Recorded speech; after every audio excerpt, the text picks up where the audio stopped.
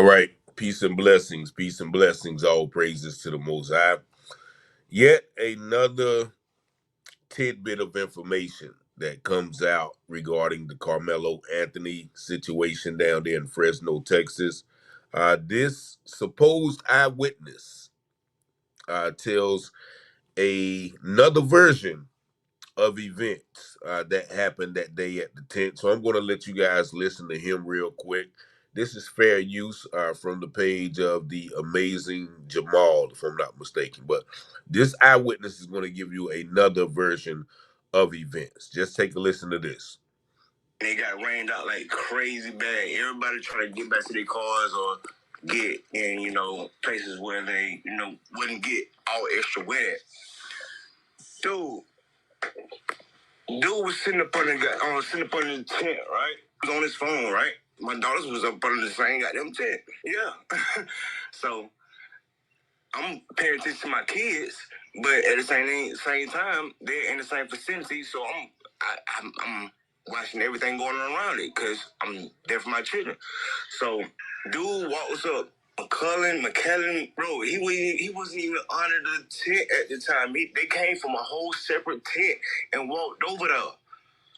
They intentionally went over there to this kid, man. Dude was sitting there on his phone just trying to get dry. You feel me? One thing went from another.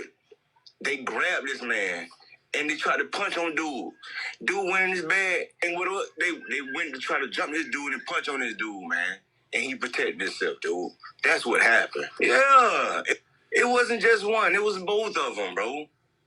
Austin, that dude that's got unalive, and his brother physically went over there to intentionally. He had a. It's not to the point that he brought a knife.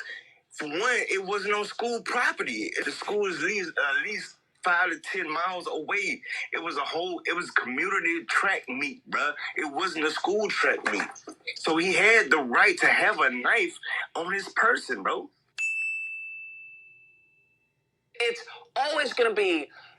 All right, so there you hear this witness talk about what he saw. He said his daughters was under the same tent, and Carmelo was there before Austin and his brother got there. The other report said that Carmelo came into the tent and they told him to leave. Like he got there when they was there, and they was like, "Nah, get out, nah." So what he's saying is Carmelo was already there under the tent on his phone.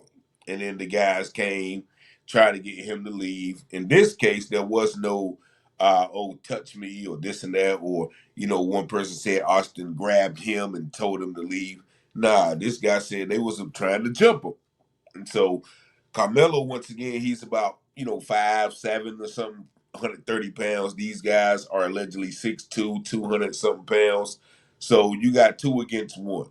And that's when he allegedly pulled out his weapon and defended himself. So this story, once again, has a lot of people on both sides. Uh, some on the sides of the twins saying that they are the victims. A lot of people are on the side of Carmelo Anthony, which he had a right to defend himself. Many people feel now Texas is a stand your ground state, so he has no duty to retreat. And as far as him being under the tent, as I addressed before, I spoke to several people who are, from Texas, and they have children who are involved in that track scene. One individual told me that anytime that there's a track meet and it starts raining, everybody is welcome into the next person's tent. So the fact that him being there was not a problem because it's a community fellowship. It's like a camaraderie ship. Now, also, Carmelo Anthony, many people don't know that I was told that at the age of 14, they said that he saved the little kid from drowning.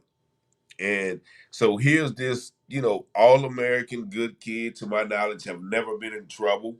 Um, Comes get approached by these guys. Now, of course, other information has come out that these twins were known bullies. Like that it was a fact. And I don't know if you guys seen the earlier post that was attributed to Metcalf, which is this picture right here, him saying that he would dare one of the monkeys to show up at the track meet today.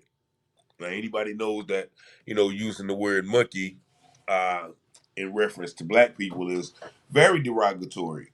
Very degrading because for years they tried to compare us to monkeys. Even said that we had tails. So this story, I think somebody texted me and said that he's supposed to come up for a bond hearing on Monday. I said they stay about 15 minutes from him. So a lot of people are texting me, giving me some information, saying that he's innocent there. And of course, his GoFundMe account has raised over $350,000. It may be 400 by now, but if I'm not mistaken, somebody said that they had took it down before, but now it is back up. On the other side of the spectrum, they say the Metcalf family has raised, a lot of money as well for, I guess their expense, pain, and suffering. So this is a uh, issue that got the country divided. Many people are bringing in the comparison to Daniel Penny.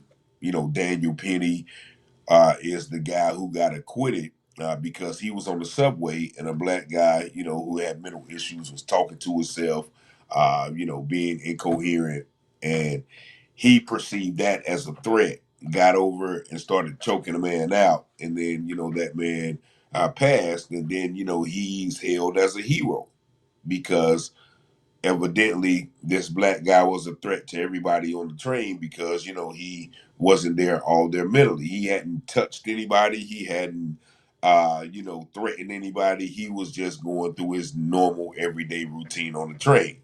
And now people are saying, okay, well, Carmelo Anthony was physically attacked, not one, but by two people, and now he's held as some stabber, as a lot of people call him, or some suspect. And so a lot of people also bring in the Kyle Rittenhouse effect as well.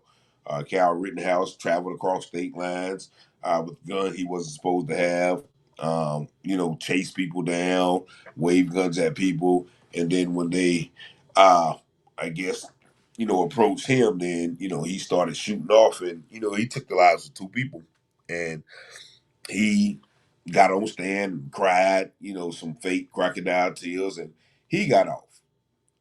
And a lot of people are comparing that. Okay, how could this man be charged when he was literally sitting under the tent doing nothing wrong, and he was accosted by two people. So, this brings out a conversation, of course, about race in America. Who was entitled to defend himself, who was not, who was entitled to get try to get a person to move out of a place that they legally have a right to be, or not. So, this is a situation. This is an issue that has long been debated about the two different separate judicial systems in America. So many people feel like Carmelo Anthony should not even be in jail right now because of the laws and the stand your ground law in Texas.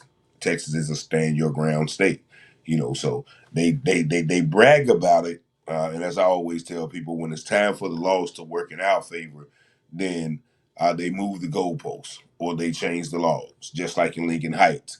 The brothers and sisters out there started carrying guns and wearing masks after being invaded by some white supremacists who were carrying guns and wearing masks. Now the DA is going to make it illegal after they start doing it to carry a gun, to open carry and wear masks. So that's just one example of the laws being all fine and well when other people use them, but having to be changed when we decide to use them.